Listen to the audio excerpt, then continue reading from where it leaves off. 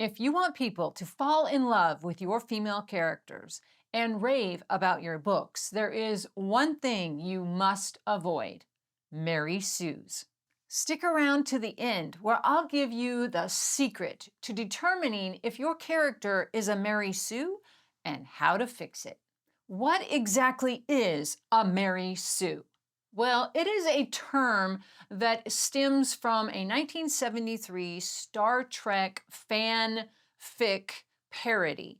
But it has evolved into something that all writers need to understand. A Mary Sue is a character who is usually female, but who is unrealistically perfect. She masters skills instantly. Everybody she meets adores her. She has no meaningful flaws, and the plot just kind of bends around her importance.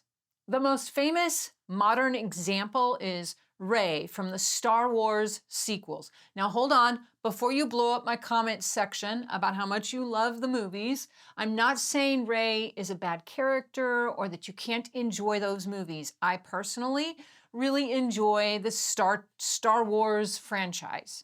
Let's look at what makes her a textbook Mary Sue. So she defeats a trained Force user in her first lightsaber duel. She pilots the Millennium Falcon like a pro with no training, and she masters these advanced Force abilities that took Luke Skywalker 3 movies to master. And she does all of this in about 48 hours of film screen time. Compare that to Katniss Everdeen from Hunger Games. Now, she is also a really strong character, and she works because she struggles, she fails, and she faces real consequences for her choices. So that is the difference that we are diving into today. I'm Angie, and I'm glad you're here. You are about to learn how to determine if your character is a Mary Sue and what to do about it. By the end of this video, you will know how to write powerful female characters who are realistic, relatable, and unforgettable. Before I explain the fix, you must understand these 5 mistakes and avoid them. Mistake number 1 is giving your characters no real weaknesses. I don't mean cute quirks like she's clumsy or she likes coffee too much. I'm talking about genuine flaws that create obstacles and create opportunity for growth. Bella Swan from Twilight is another classic Mary Sue example. Her only flaw is that she's ordinary. And you really can't call that a flaw because even though she's ordinary, she has 2 supernatural men fighting over her. She doesn't have any character weaknesses that help drive the plot or create any meaningful conflict. Here's how to fix it. Give your character flaws that matter to your story. If you're writing a mystery, maybe her flaw is that she's impulsive and she jumps to conclusions. And if you're writing a fantasy, maybe your character's greatest strength, her fierce independence, is also her weakness because she refuses to ask for help when she really needs it. In the comments, I'd love to hear from you. What is your favorite character flaw? And mistake number 2 is instant skill mastery. This is a big one. This is huge. When your character picks up a sword for the first time and fights like a master, we know there's a problem. Or perhaps it's when your character hacks into a secret government database, even though they have no experience with computer coding before that moment. Now, why do readers check out when this happens? Because we all know that mastery requires practice. Rey learns the Force in a matter of days. Now, Katniss, on the other hand, she has been using a bow to feed her family since she was a child. She has used this as a way to keep her family from starving. It's her survival skill earned through years of practice and necessity. But even with all of that, she still fails from time to time. She misses shots that when she's under pressure, she really struggles with the political games in the Capitol. And if we're honest, she almost gets herself killed multiple times within that series. Here's the fix. You want to show the learning curve. You don't have to give us a full training montage, but you can give us glimpses into the struggle, the frustration, and then the incremental progress. Maybe your character knows basic self-defense, but when she gets into her first fight, she fails miserably. And maybe your character is a bookworm and understands all things intellectual, but really struggles with reading people. Now, any skill that your character has should have context for the skill, and there should be a cost for the skill. Here is a pro tip.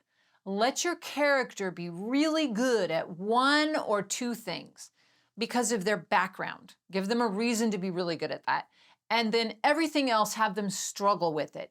That will make it relatable and realistic.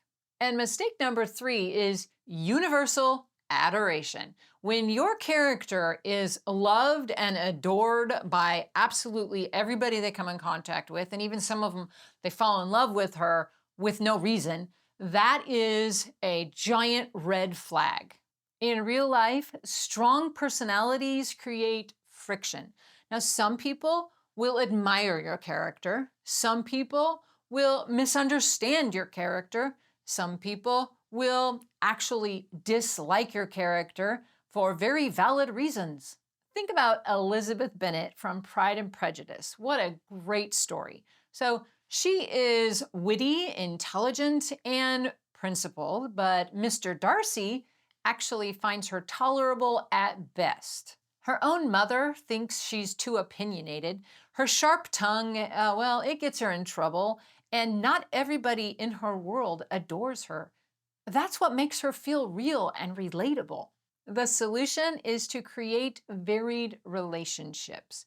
Perhaps her confidence intimidates a rival, and maybe her mentor really admires her potential, but is frustrated by her recklessness. Conflict in relationships creates depth and realism. Mistake number 4 is she never faces real consequences. And this is where plot armor is a real problem. If your character makes risky decisions, but the outcome of those decisions always leaves your character untouched or unfazed, readers will lose investment. Rey defeats Kylo Ren, she escapes danger repeatedly, and she faces minimal cost for her journey. Even when she dies in the last movie, very quickly she's resurrected. She just faces no consequences to her character that shape her character in any way.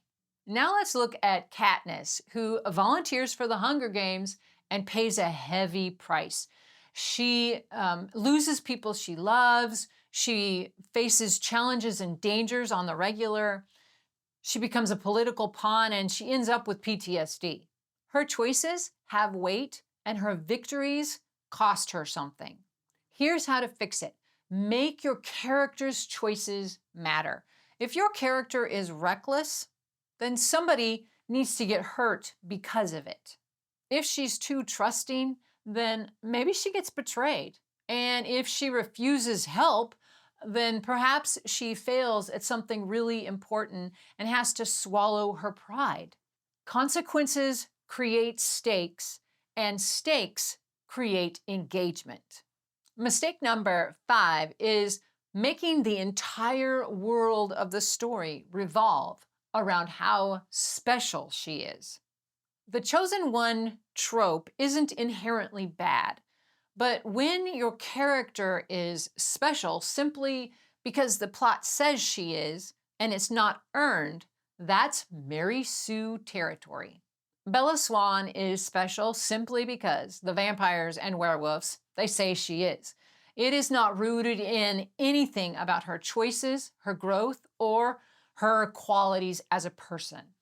Compare that to Katniss, who she becomes the Mockingjay not because she's special, but because of specific actions and choices that she made and how people interpret those actions. The solution for this, if your character is special or chosen, ground it in something concrete.